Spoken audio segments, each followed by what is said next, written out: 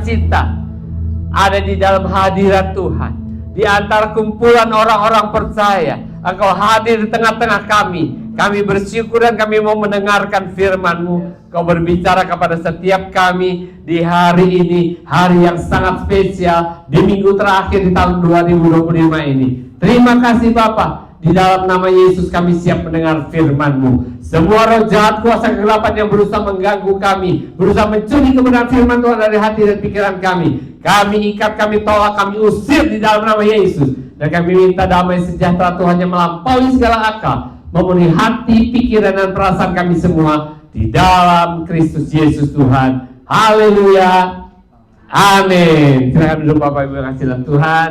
Ini hari yang sangat spesial buat kita semua, karena hari ini adalah minggu terakhir di tahun 2025. Ya, kalau saudara sudah bisa melampaui 51 minggu selama 2025 ini, itu satu anugerah yang luar biasa. Mungkin ada banyak drama dalam kehidupan kita, tetapi karena anugerah dan kasih karunia Tuhan, kita bisa melampaui semuanya sampai ada di tempat ini pada pagi hari ini.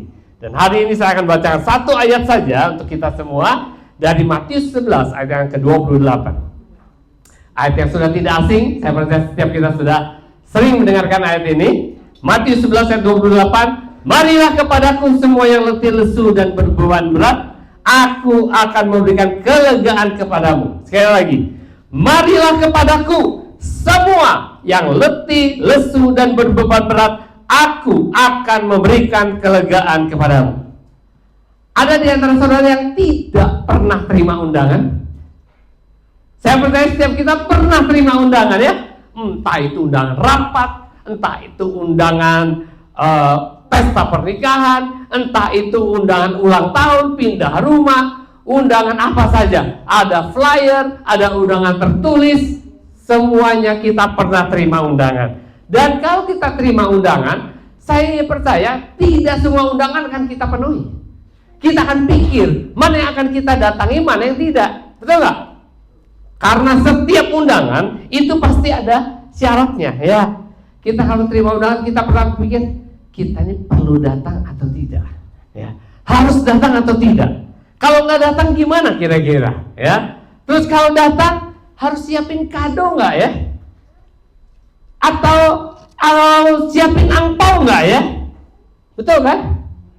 Berapa yang harus kita siapin? Harus pakai baju apa kita supaya tidak salah kostum? Kalau kita datang, apakah harus ada make up tertentu? Kalau cewek-cewek ya, kalau cowok nggak pernah make up, tapi kalau yang cewek bikin harus make up di mana? Sebagus apa? Nah, lalu saya harus kelihatan seperti apa? Apakah saya harus kelihatan seperti peri biru? Ya. Apakah saya harus kelihatan seperti princess atau gimana gitu? Nah, kenapa harus mikir? Kenapa harus mikir?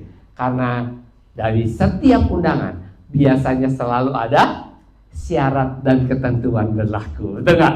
Ya. Kadang-kadang kalau kita terima undangan itu ada tulisannya di bawahnya. Undangan berlaku untuk 2 orang. Ya. Bersyarat undangannya hanya 2 orang. Lalu kalau kita terima undangan, kadang-kadang ada gambarnya, bunga dicoret, ya. Terus ada gambar kado dicoret. Artinya apa? Gak perlu bawa apa-apa, bukan. Harus bawa angpau, ya. Gak terima barang gitu ya, bawa angpau gitu. Terus kalau kita terima undangan, jarang sekali undangan itu tanpa tempat dan tanpa tanggal jam. Jadi ada tempatnya, ada jamnya, ada tanggalnya. Jadi kita nggak bisa datang di waktu yang lain, harus pada waktu itu. Kita yang menyesuaikan dengan pestanya, bukan pestanya menyesuaikan dengan kita. Lalu kalau mau datang, harus RSVP dulu. Apa artinya? Harus kasih tahu kita ini bakal datang atau tidak. Kalau kita ngomong tidak RSVP, tidak disediakan tempat. Kita datang nggak ada tempat buat kita. Harus daftar dulu, mau datang atau tidak. Kalau itu undangan rapat, oh ada tulisannya, tidak bisa diwakilkan. Atau kalau tidak bisa datang, harap mengirimkan wakil. Setiap undangan selalu ada syarat dan ketentuan. Saya beberapa kali terima undangan ditulis harus memakai pakaian pendeta lengkap. Aduh, ya harus pakai harus pakai kolar di sini yang putih-putih tengah itu ya. Nah, setiap undangan datang dengan banyak tuntutan dan kadang-kadang tanpa terasa ada banyak tekanan di dalamnya. Tetapi undangan yang kita terima dari Yesus sangat berbeda. Undangan dari Yesus itu tanpa tuntutan sama sekali. Yesus tidak berkata, maksud saya, Yesus tidak berkata, datanglah kalau hidupmu sudah teratur, rapi, beres semuanya. Tidak. Yesus tidak bilang datanglah kalau imanmu sudah kuat. Tidak. Yesus juga tidak bilang datanglah dengan baju putih, dengan celana putih, cuci badan dulu, cuci kaki tangan dulu. Tidak. Yesus juga tidak bilang datanglah dengan baju tertentu, datanglah dengan agama ini, agama itu. Tidak. Artinya apa? Artinya Yesus itu mengundang semua orang, tanpa kecuali, tanpa kualifikasi. Yesus berkata dengan sangat sederhana, marilah kepadaku semua. Semua yang apa? Semua yang merasa letih, lesu, dan berbeban berat. Yesus undang datang kepada dia. Artinya saudara boleh datang kapan saja.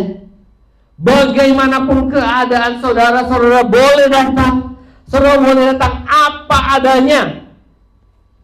Kenapa? Karena tidak ada yang tersembunyi bagi Tuhan. Saudara tidak bisa menyembunyikan sesuatu dari Tuhan. Justru kalau saudara sedang bermasalah, Tuhan sedang mencari orang-orang seperti saudara. Sekali lagi saya bilang, tidak ada kualifikasi tertentu. Semua orang diundang datang kepada Yesus. Yang kedua, artinya apa undangan itu? Artinya saudara tidak perlu melakukan persiapan apapun untuk datang kepada Tuhan. Karena apapun yang saudara persiapkan, apapun yang saudara lakukan, itu tidak membuat Tuhan lebih tertarik kepada saudara, tidak membuat Tuhan terpesona dengan saudara. Dan saudara yang diundang datang adalah saudara yang merasa capek dengan hidup ini, yang merasa letih, lesu, dan berbeban berat, yang sudah angkat tangan dengan hidup ini, yang sudah tidak tahu lagi apa yang harus saudara lakukan dengan hidup saudara, di mana saudara tidak tahu lagi hidup untuk apa, mau apa. Saudara diundang untuk hadir. Dan Yesus mengundang setiap saudara yang merasa tertekan dalam hidupnya. Mungkin dengan tekanan ekonomi, tekanan kesehatan yang buruk, mungkin dengan tekanan hubungan keluarga yang kurang baik, tekanan dari orang tua, tekanan dari kolega, atasan, dari anak, tekanan dari mana saja. Dan itulah tema kita pada pagi hari ini. Meaningful invitation. Undangan yang bermakna, undangan yang akan mengubah hidup kita. Dan undangan ini tidak kebetulan datang pada momen Natal. Undangan ini datang dari pribadi yang paling mengenal saudara, yang menciptakan saudara luar dalam. Pertanyaannya, apakah saudara mau meresponi panggilan Tuhan pada pagi hari ini, di akhir tahun ini?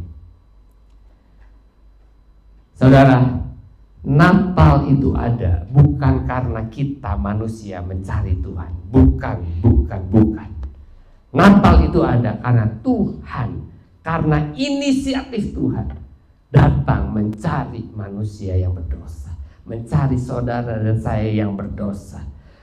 Dan Yesus memulai undangannya bukan dengan melakukan perintah ini, perintah itu, tetapi melakukannya, mulainya dengan undangan. Dan yang indah, undangan ini bukan memaksa, tapi undangan ini adalah undangan yang penuh dengan kasih, undangan yang selalu penting dan sangat mendesak. Yesus mengundang saudara karena dia tahu keadaan saudara dan saya. Bukan karena dia keras, bukan karena dia memaksa, tetapi karena dia tahu keadaan jiwa kita. Dia tahu jiwa kita letih, lesu, dan berbeban berat. Sehingga dia kepingin setiap kita, saudara dan saya, dilepaskan, diberikan kelegaan. Itu sebabnya dia undang kita. Saudara, tidak ada yang tersembunyi bagi Tuhan. Tidak ada yang bisa saudara sembunyikan bagi Tuhan. Tuhan Yesus, dia tahu persis keadaan saudara. Saya yakin dia tahu. Ada banyak di antara saudara yang hadir di sini pagi hari ini, wajahnya ceria, senyum di wajah, tapi sebenarnya sudah capek dengan hidup ini. Sebenarnya saudara sudah ingin mengakhiri hidup saudara. Kalau boleh, seperti Paulus bilang, lebih baik, lebih senang aku kalau bersama dengan Kristus di surga. Pengen cepat-cepat mati kalau bisa. Tapi di wajah masih tersenyum. Ada yang kelihatan baik-baik saja, semuanya baik-baik, tapi hidupnya kosong. Harta, kekuasaan, nama baik, nama besar sudah tidak berarti lagi buat saudara. Dan Yesus tahu ada orang-orang yang kelihatannya sangat kuat di luar, sangat tabah, tetapi hatinya sebenarnya rapuh. Tapi Yesus tidak berkata, perbaiki dulu hidupmu kalau mau datang sama aku. Bertobat dulu. Tinggalkan dulu dosa-dosamu. Bereskan dulu semuanya. Tidak. Yesus berkata, marilah kepadaku. Dia mau setiap kita meresponi panggilannya. Dan ini adalah undangan yang relasional. Undangan kasih, bukan undangan keagamaan. Karena Yesus tidak pernah bawa-bawa agama. Dia tidak pernah mau membawa kita masuk ke suatu sistem tertentu, agama tertentu, politik tertentu. Tidak. Organisasi tertentu, gereja tertentu, denominasi tertentu. Tidak. Yesus mau membawa kita semua kepada pribadinya sendiri. Pribadinya, si pencipta dan juru selamat. Dan dia janji, kalau kamu datang kepadaku, aku akan memberikan kelegaan kepadamu. Apa artinya? Artinya Tuhan mau kita berhenti berjuang sendirian. Tuhan mau kita berhenti memikul beban kita sendirian. Tuhan mau kita berhenti berusaha menyelamatkan diri kita dengan usaha kita sendiri. Dan untuk itu Yesus tidak tunggu kita kuat dulu. Justru dia mau kita datang kepada dia. Dan dia akan memberikan kekuatan kepada kita untuk memikul, menanggung, dan melalui semuanya dengan kemenangan. Bapak, Ibu, dan saudara-saudara saya kasih, kita sekarang sudah sampai di ambang waktu. Tinggal beberapa hari lagi kita akan melalui tahun 2025 ini dan masuk ke tahun yang baru, tahun 2026. Dan biasanya menjelang tahun yang baru orang semua bikin apa? Bikin resolusi yang baru, bikin target-target yang baru. Itu tidak salah dan memang harus. Tapi ada satu pertanyaan jauh lebih penting daripada semuanya itu. Pertanyaannya, dengan siapakah saudara akan lalui sepanjang tahun 2026? Dengan siapa? Banyak orang datang masuk ke tahun yang baru masih bawa rencana yang baru, bawa harapan yang baru, bawa target-target yang baru, tetapi beban yang lama juga dibawa masuk ke tahun yang baru. Yesus tidak berkata, bawalah beban-beban lamamu masuk dan kita akan menanggungnya bersama-sama. Tidak. Yesus bilang, marilah kepadaku. Kita diminta untuk meletakkan semua beban kepada Yesus, karena dia yang akan memberikan kelegaan kepada kita. Tahun 2026 bukan hanya tahun yang baru, tapi respon yang baru dibutuhkan. Respon yang baru. Percuma kalender saudara-saudara ganti baru, tapi masuk 2026 saudara masih bawa dengan hati yang lama, hati yang berat. Percuma Saudara buat langkah-langkah yang baru. Kalau saudara masih tertekan, depresi, dan merasa lelah. Percuma juga saudara buat rencana-rencana yang besar, tapi justru rencana-rencana itu yang membuat beban saudara semakin berat, karena saudara hadapi semuanya, tanggung semuanya sendirian. Coba saudara bayangkan sejenak. Bayangkan bagaimana jadinya kalau saudara masuk ke tahun 2026. Kalau saudara masuk ke tahun 2026 tidak sendirian. Bagaimana kalau ada Tuhan yang menyertai kita? Bayangkan kalau tahun 2026 bukan tahun di mana saudara harus mengandalkan kekuatan saudara sendiri. Bayangkan kalau tahun 2026 bukan tahun di mana saudara harus menanggung beban saudara sendirian. Bayangkan bagaimana kalau tahun 2026 saudara tidak perlu membuktikan kepada siapa-siapa bahwa saudara mampu menghadapi semuanya sendirian. Tapi tahun 2026 adalah tahun di mana saudara berkata, Tuhan, kali ini, tahun 2026 aku mau melaluinya bersama-sama dengan Engkau. Kalimat kunci dari apa yang saya sampaikan, Yesus tidak memaksa siapapun, tapi undangannya tidak bisa selamanya diabaikan. Bukan karena Yesus terburu-buru, tapi karena hidup terus berjalan dan saudara harus segera mendapatkan pertolongan. Waktu tidak berhenti, tahun terus berganti, dan hati manusia sering berkata, jangan sekarang, nanti saja, besok saja, tahun depan saja, nanti saya pertimbangkan dulu. Tapi Tuhan bilang, marilah kepadaku. Saudara, saya akhiri. Saya tidak akan minta saudara angkat tangan, saya tidak akan minta saudara maju ke depan.